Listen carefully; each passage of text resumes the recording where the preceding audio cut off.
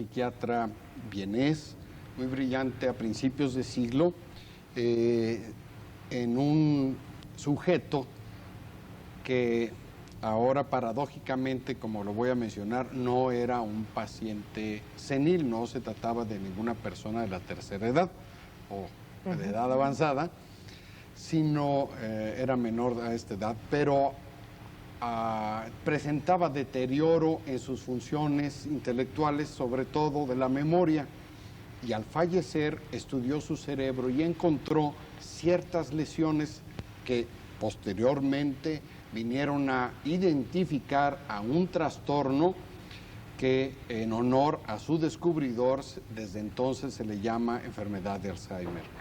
Es una enfermedad, si no la más frecuente dentro de la etapa de la vejez o de la etapa senil, sí es quizá el más grave de los trastornos y pertenece al grupo de las enfermedades denominadas demencias, en plural demencias, en donde lejos de ya tener una connotación peyorativa, el paciente con demencia es un paciente que tiene alteraciones en sus funciones mentales, sobre todo de la memoria y de lo que depende de la memoria.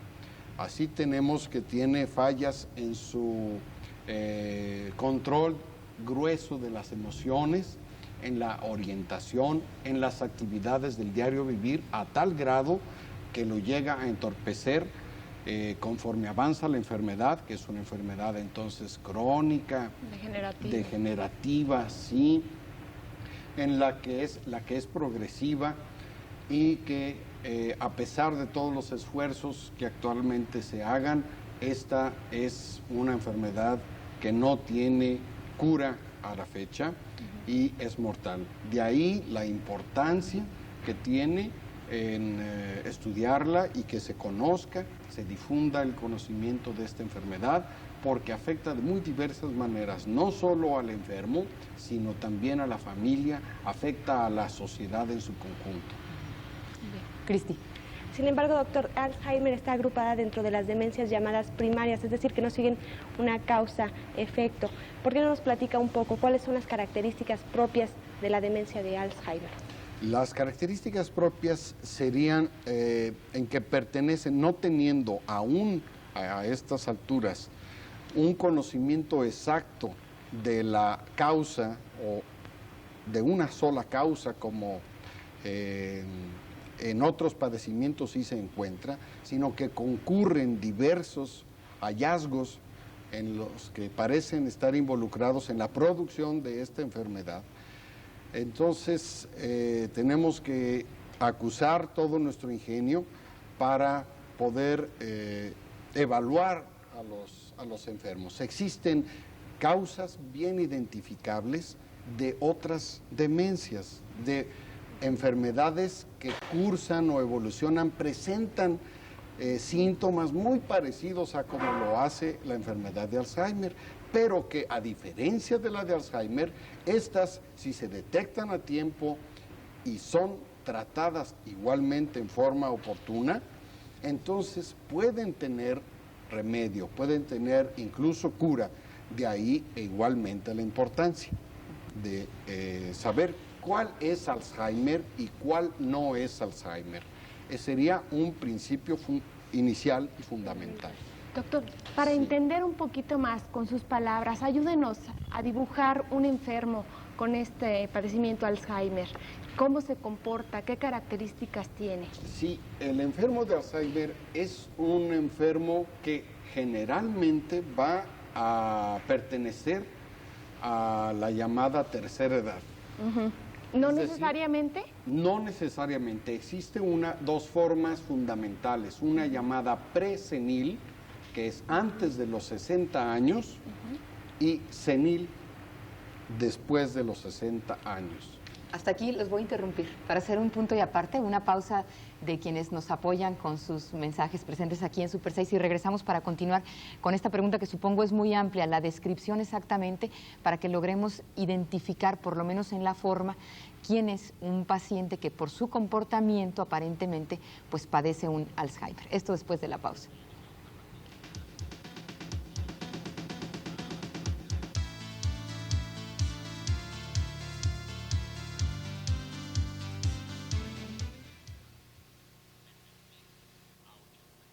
con arteriosclerosis. Sí.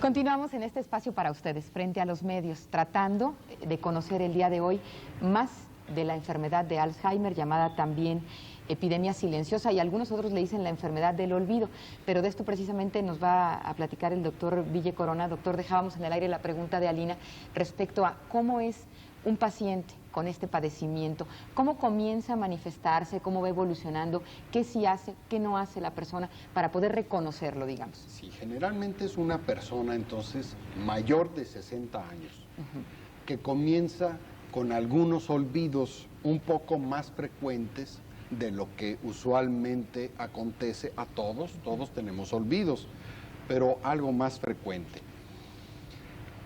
Al mismo tiempo, se introduce, el paciente presenta apatía, es decir, deja de tener intereses, o aquellos que tenía se empiezan a reducir, empieza a poner pretextos para hacer lo que antes acostumbraba a hacer con facilidad.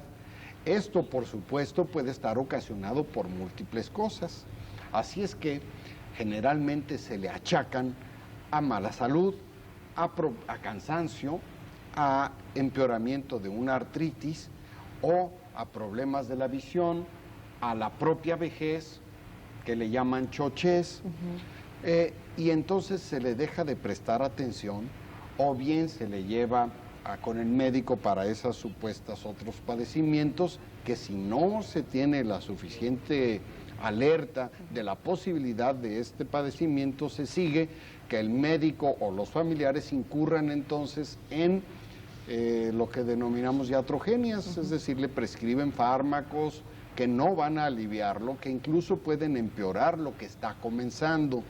¿Qué es lo que está comenzando? Una deficiencia del sistema nervioso del cerebro para manejar la información que sobre todo depende de la memoria.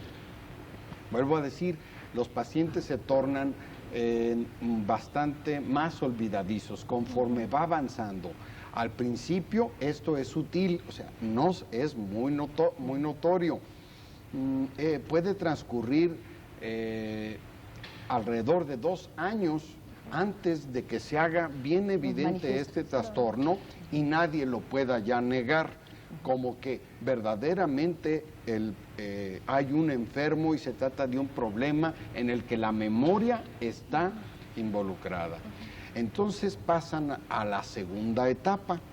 Esta segunda etapa ya no, de la enfermedad ya no es tan sutil, sino que se manifiesta la enfermedad en toda su viveza con desorientación importante. Es decir, el paciente se pierde en la calle primero, se extravía, va a algún lugar, va la señora al mercado y de repente no da con su casa de regreso. El señor que regresa de su trabajo puede estar todavía trabajando o de ir a visitar a alguien, se pasa en el camión o en su automóvil, se pasa y no da con su casa también. En otras ocasiones no reconoce a los hijos o preguntan si ya ha venido, por qué no ha venido tal o cual hijo a visitarla, o le puede demandar en plan de enojo, de molestia o reproche a un hijo o algún familiar por qué no lo ha ido a visitar, cuando eso fue hoy por la mañana. Esto quiere decir que los olvidos se vuelven sobre todo para las cosas más cercanas en el tiempo, las que acaban de suceder más que lo que ha pasado mucho tiempo atrás. Incluso los sujetos empiezan a como repasar y cuentan anécdotas o eventos o sucesos que tuvieron lugar hace mucho tiempo y los cuentan una y otra vez. Este es un dato importante, es decir, los olvidos esos hacen que las personas se vuelvan repetitivas en aquello que acaban de preguntar o que les acaban de decir La información que acaban de tener se les olvida y la vuelven a intentar. ¿Se pueden olvidar, doctor, de algo tan necesario y cotidiano como comer? En una etapa posterior. En una más avanzada. Sí, en una fase más avanzada de la enfermedad. En esta todavía no. En esta se les olvida, por ejemplo, a las señoras dónde dejaron las llaves.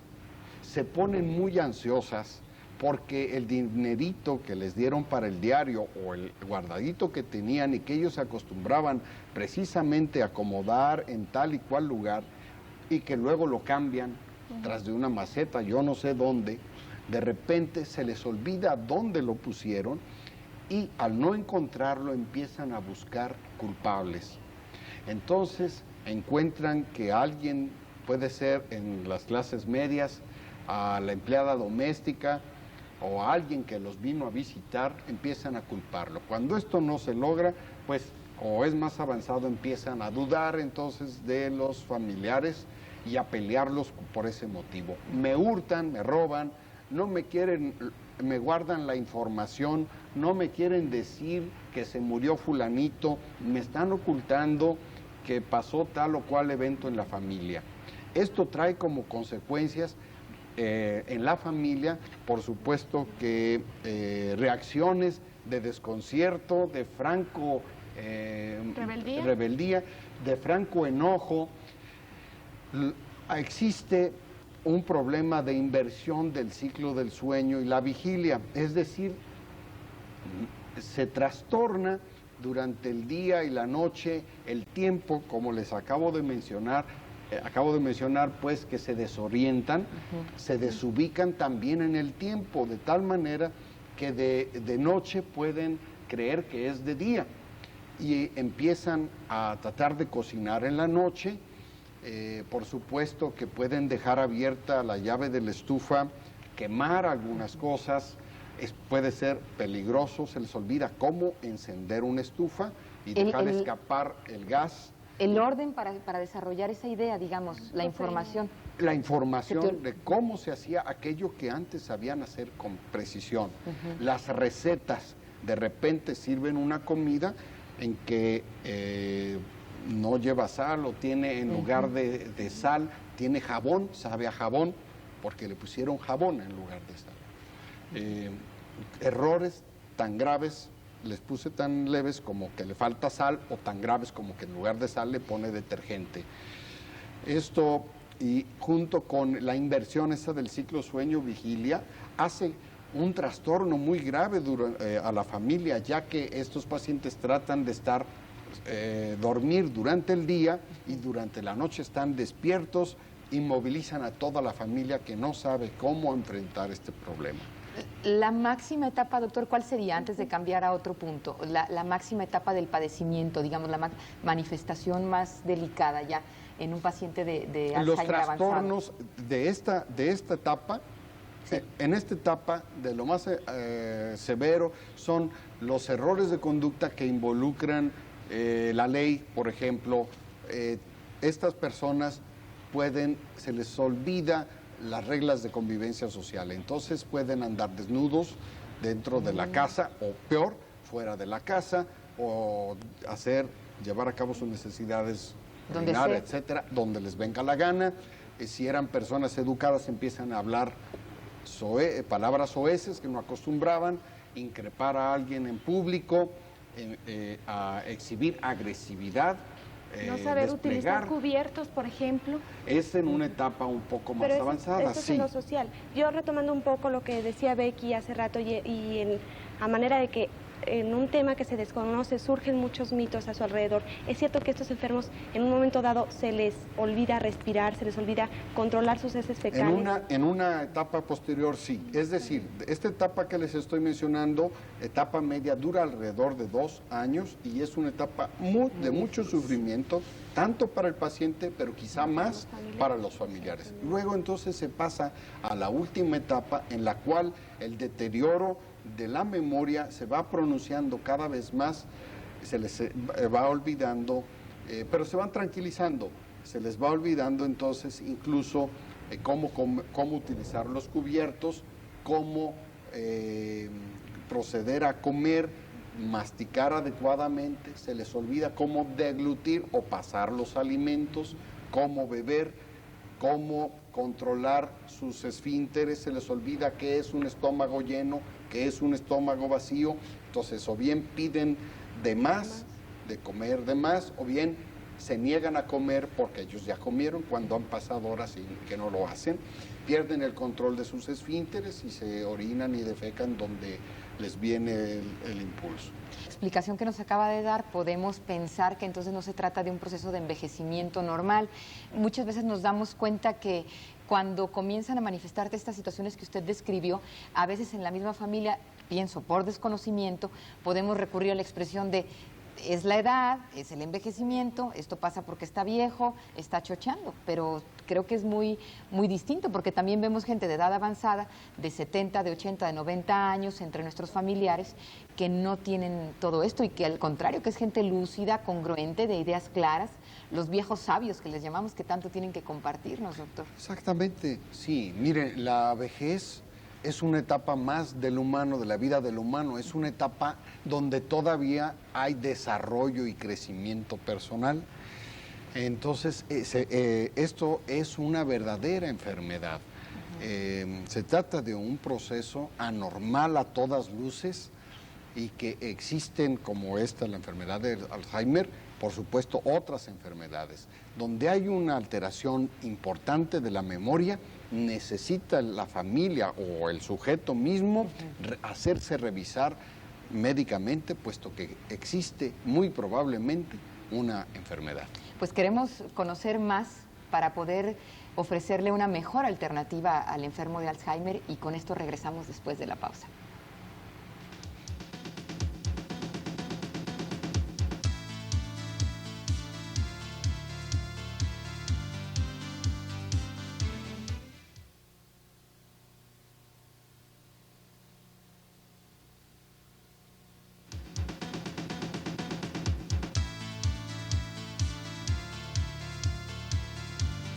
Continuamos hablando frente a los medios de la enfermedad de Alzheimer con el doctor Fernando Ville Corona y nuestras invitadas Alina y Cristi.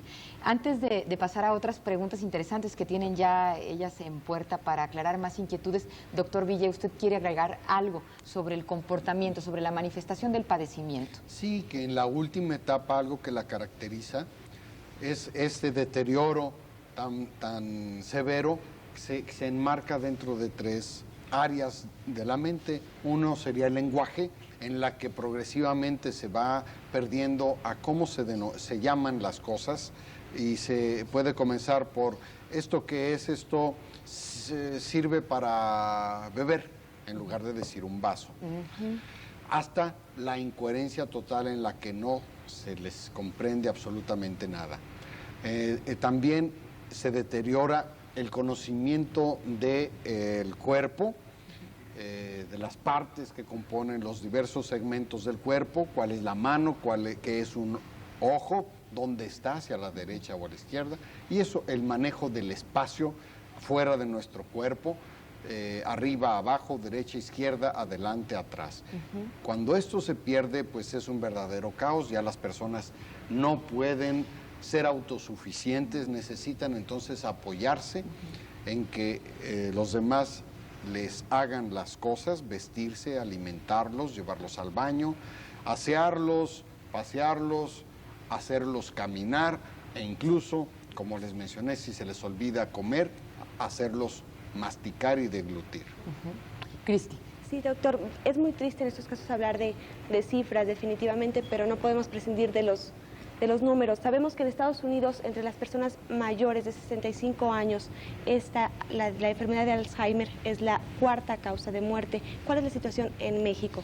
Bien, en México tenemos estimaciones, no tenemos estadísticas, basados sobre estudios estadísticos de los países desarrollados que sí tienen en alguna medida estudios de seguimiento, o sea, que siguen a los enfermos, a poblaciones enteras durante varios años. Aquí en México no tenemos esos estudios, pero tenemos estimaciones. Aquí en México es, al parecer, semejante a las cifras que se manejan mundialmente. Estas cifras si bien no son tampoco exactas, varían, sobre todo en lo que a demencia benigna se refiere. Es decir, existen niveles de profundidad o de severidad de la enfermedad, llamémosle leve, moderada y grave.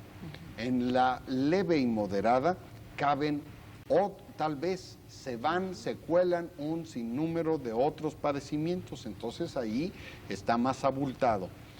Tenemos con que a cada década de la vida es mayor la posibilidad de adquirir o tener esta enfermedad.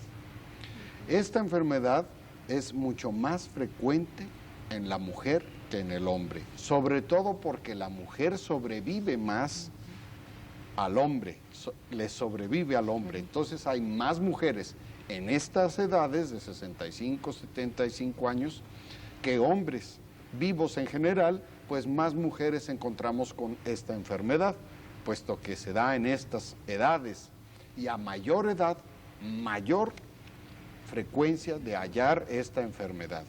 El pico más alto, o sea, donde más frecuentemente se encuentran, es en los tardíos 70, ya cercanos a los 80 años de edad. En los últimos años de los 70 es cuando existe más. ¿Qué tanto más? Se calcula que al principio, a los 65 años de edad, alrededor de 7 o 10% de cada de los ancianos, es decir, 1 de cada 10 tiene esta enfermedad al comenzar la etapa de la vejez, pero a mediados de la edad de la vejez, alrededor de los 80 años, se estima que alrededor de 4 o 5 de cada 10 tienen estas enfermedades. ¿La mujer la hereda? Perdona, Lina, ¿la mujer la hereda? O sea, ¿hay factores hereditarios? Existen factores hereditarios, efectivamente, existe una forma, sobre todo la que da más joven, que está ligada a la herencia. Se han encontrado que existen al menos 3 genes, 9, 14 y 21, que están ligados a la transmisión de esta enfermedad de manera pues hereditaria. Así es que es mayor la posibilidad, si se tiene un familiar con esta enfermedad, se tiene mayor posibilidad de adquirir esta enfermedad que quien no la ha padecido. Hay algunos estudios, doctor, que reportan que pudiera ser el factor hereditario conjugado con factores ambientales o del entorno. ¿Qué hay de cierto en ello? Bueno, se tienen diversas hipótesis, es decir, verdades que se someten a experimentación, a prueba, sin que hasta la fecha ninguna haya podido ser concluyente. Se han pensado que existen factores, además del genético o hereditario que estoy mencionando, es decir, que en las células está codificada la enfermedad, que dice a tal edad se enferma.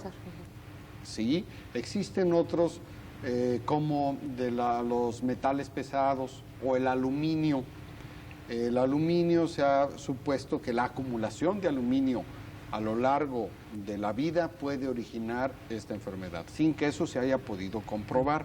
O algunos otros agentes, por ejemplo, de virus lentos, virus que como el SIDA pueden afectar al cerebro y que tienen un periodo de incubación muy largo y entonces no se desencadena la enfermedad sino hasta cierto punto. La literatura mundial también reporta casos de Alzheimer arriba de los 35 años. Sí, esa es la forma presenil en la que efectivamente la genética o la herencia está más ligada. ¿Cuál es la incidencia en este tipo de Alzheimer, la presenil? La presenil es bastante poca y varía, ahí sí varía de país a país, pero es bastante baja. Voy a mencionar, de 10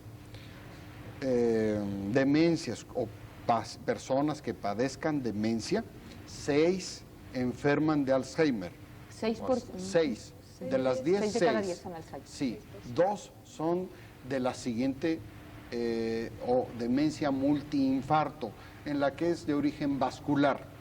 Son procesos vasculares y el otro 20 restante serían las formas mixtas en que coinciden enfermedad de Alzheimer por un lado, demencia vascular o multiinfarto por la otra, y las formas raras.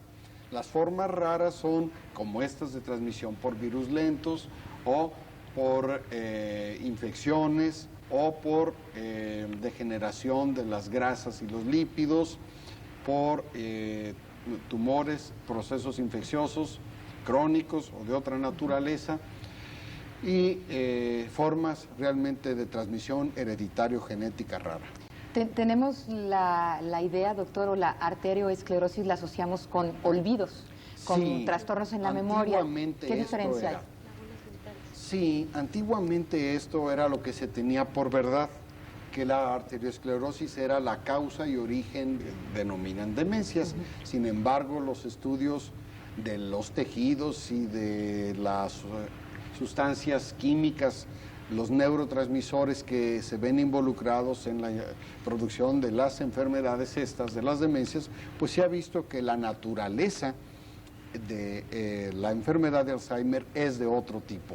Es más bien una alteración degenerativa en la que existen al menos la sustancia amiloide y otras apolipoproteínas que se denominan y que actúan al parecer desencadenando respuestas del sistema inmunológico autoagresivas, que entonces descomponen, agreden al mismo sistema nervioso, deteriorándolo, causando daños, y los sistemas neuroquímicos que están afectados, que son muy diversos, múltiples, casi no hay neurotransmisor que no esté involucrado.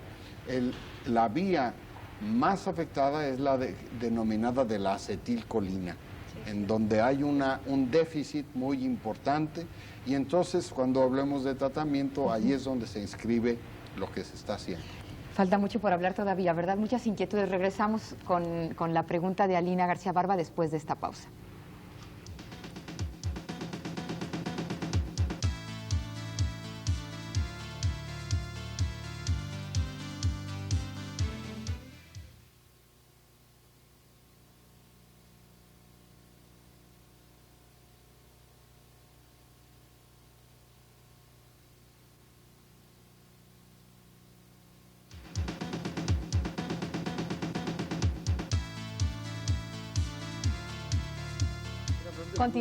Continuamos, estamos frente a los medios, un tema sumamente interesante y por el cual pues hay mucho por hacer. Alina. Pues por lo que nos describe el doctor Ville, nos encontramos con una enfermedad sumamente dramática. Nos decía que no es que el individuo, el paciente, retorne a la infancia o a volver a ser un bebé, porque todavía el bebé o los bebés tienen ventajas porque van en forma progresiva y estos no. Esto sin duda pues trae muchas repercusiones a nivel social y a nivel familiar. ¿Qué tanto sufre no solo el paciente, sino también la familia y la sociedad? En definitiva, sobre todo en la denominada segunda etapa de la enfermedad, en esta que es con muchas manifestaciones, en la que el paciente todavía conserva el juicio, cierto grado de juicio y de contacto con la realidad, todavía sabe lo que está haciendo en alguna medida y se le ve como si supiera lo que está haciendo, todavía se le ve como papá o como abuelito con toda la autoridad que éste tenía, cuando de repente hace cosas que no haría el abuelito o que el papá en sus cabales no lo haría, o la mamá, ¿verdad? Esto pone en aprietos realmente morales a la familia. ¿Quién va a intervenir?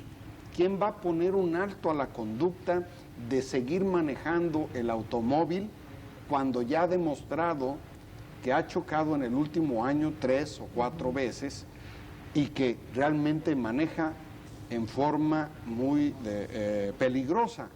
¿Quién va de la familia a decir, papá, ya no manejas, las llaves, dame las llaves? Esto trae problemas muy serios en la familia. Todos se creen culpables, sobre todo cuando hay desconocimiento de qué es lo que está tratando, se tienden a culpar. Es que no vienes, es que lo has descuidado, es que no le da de comer. hay familiares, esposas, sobre todo cuando es así, que durante la vida les han dado un maltrato los maridos. Y en esta época encuentran además como el momento de la revancha, en el que el marido, el hombre, pierde pues el poder, la habilidad para dirigirse con propiedad, y la mujer entonces toma las riendas y en ocasiones se le pasa la mano. A veces esto ocurre porque no tiene otra manera de atender y de manejar la situación que no sea por la fuerza. Entonces le grita, lo sujeta, le pega al paciente, les llegan a pegar, si los castigan físicamente, los humillan, pues no sales si haces esto, si se te vuelve a olvidar, si vuelves a decir de esta manera, si te vuelves a orinar así, no vas a salir, no te voy a dar de comer, en fin. Y esto obviamente trae, además de agresividad, resentimiento, culpa, aislamiento de la familia. Dejan de ir a trabajar unos, dejan de ir a la escuela otros, deja de haber un ingreso familiar, tal vez porque lo que el propio paciente deje de aportar, pero además lo que los familiares que ahora necesitan cuidarse deben de... Además, si a esto le agregamos que en el aspecto andan de médico en médico, de institución en institución, yendo con brujos, etcétera, para que les quiten esta enfermedad, hacen un gasto enorme, pues implica realmente un desgaste para la familia. Una repercusión económica, además. Social, porque dejan de ir a trabajar, dejan de formarse los niños. Todo mundo está, bueno, en la familia están asustados, desconcertados, se sienten, como digo, culpables. No es difícil que enferme psiquiátricamente y físicamente alguno otro de los miembros de la familia. Es decir, doctor, es decir entonces que para tratar al paciente de Alzheimer se recomendaría un tratamiento grupal con la familia, también una terapia grupal con la familia. Es imprescindible el manejo y tratamiento de la familia si es que se quiere abordar el problema en forma integral como corresponde al problema. Efectivamente, no se puede tratar al paciente solo. ¿Qué tanto pudiera ayudar la familia con actitudes de reforzamiento? Esto es muy interesante, sí, porque se considera, como les menciono, que hay culpa con mucha frecuencia, entonces tiende a haber conductas en los familiares de compensar esto y de sobreprotegerlos, primero tratando de contender, o sea, de aliviar la angustia de está perdiendo facultades y le tratan de ayudar, lo ayudan encubriéndolo, lo ayudan favoreciendo las conductas esas antisociales o disociales que tiene, lo cual es nocivo para el enfermo, puesto que lo alientan en conductas, como menciono, que son contraproducentes para él y para los demás. Y en una etapa posterior, el tener conductas sobreprotectoras, llega un momento en que el familiar se quebra y dice, no más, no soporto más.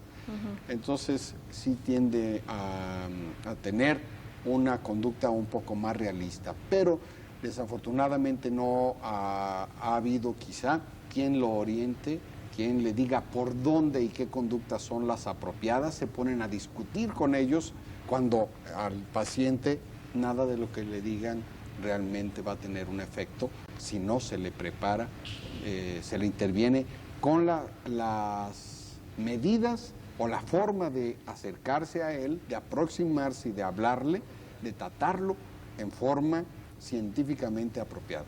Doctor, ¿qué tan frecuente y sobre todo qué tan recomendable es ingresar al enfermo en un asilo o en una institución de ayuda? Porque no todos tienen familiares, doctor, o familiares que se puedan quedar todo el día con ellos. Hablamos de familias que... Exactamente. Efectivamente, sí hay pacientes que viven solos. Sabemos por la encuesta, una encuesta que se hizo en 1985, creo 84, 85, encuesta nacional de enfermedades en la vejez, la situación de los viejos, se vio que un porcentaje de ellos, el 6%, o sea, 6 de cada 100 viejos en nuestro país viven solos, completamente no tienen familiares. Si además de eso se enferman de estas enfermedades de Alzheimer, imaginemos qué suerte corren, ¿verdad? Entonces es algo bastante grave. ¿Sirven los asilos? ¿Cómo? ¿Hay Las instituciones, no existen al momento instituciones clínicas apropiadas, exclusivas para este tipo de enfermos. Aquí en la ciudad de Guadalajara, un servidor comenzó hace muchos años, bueno, en el 85-86, una clínica especializada para ellos, pero no era el momento, al parecer, no había esta difusión, esta sensibilidad, y por el momento se detuvo. Parece que con esta nueva difusión que se le ha estado proporcionando y dando al conocimiento de la enfermedad, resurja el tratamiento, clínicas adecuadas. Es que a mí me nació una preocupación y de verdad es una angustia, doctor, porque programas como estos sirven muchísimo a la comunidad para que empiecen a alertar sobre un padecimiento de este tipo. Sin embargo, ¿qué tan capacitada está la comunidad médica? Usted nos describió una gama muy importante de enfermedades, de demencias y de tipos de Alzheimer. Un médico, ¿qué tan capacitado está para saber definir y describir este padecimiento para luego llevar un tratamiento adecuado? Sí, existe cada vez mayor conocimiento. Existía un absoluto desconocimiento hace una década. En este momento podemos decir que los médicos están empezando a escuchar el término Alzheimer, y que espero que este programa y lo que se está haciendo relativo al Día Mundial sirva también para interesarlos. Se han llevado a cabo una serie de actividades en la última década para informar a la comunidad médica acerca, y a la comunidad en general, pero también a la comunidad médica, y digamos que existen ya varios profesionales, existen algunos geriatras, existe una gerontóloga, y algunos otros profesionales de la salud que ya tienen conocimiento, al menos el básico, de la enfermedad, pero es triste ver que aún muchos neurólogos e incluso psiquiatras desconocen lo que es esta enfermedad y siguen prescribiendo para ella remedios y curas que no tienen nada de base realista sobre las cuales actuar verdaderamente. De aquí, doctor, para irnos a la pausa, la importancia del diagnóstico, de quién lo tiene que hacer, qué recursos tiene para hacer el diagnóstico, qué sucede en la práctica, quiénes son principalmente los que reportan en primer término al médico.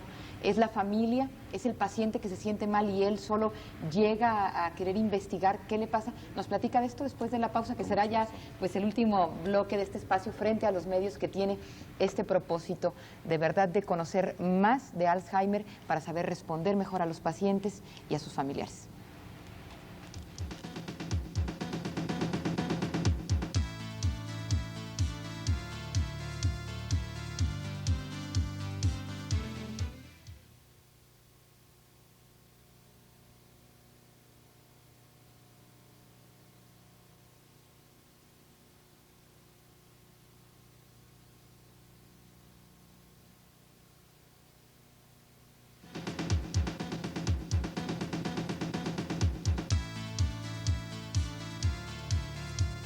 Doctor Villecorona, hay quienes piensan que si no hay cura, pues qué importancia puede tener un diagnóstico.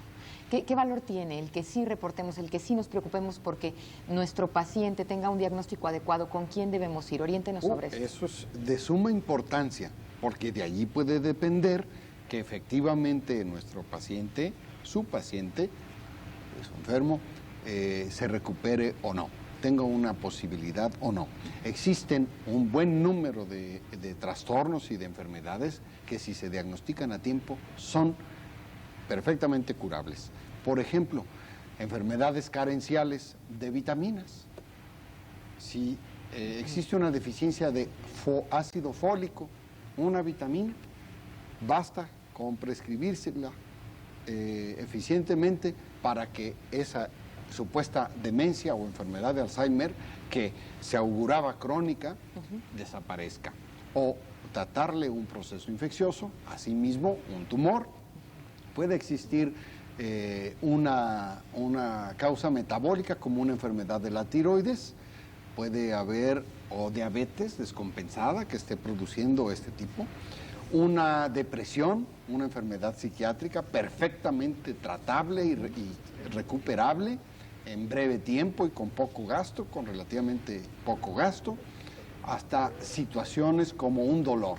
Un dolor puede producir una serie de trastornos que semejan a la demencia. El haber dejado un medicamento o estar tomando o recibiendo otro. Por ejemplo, es muy frecuente que para tratar la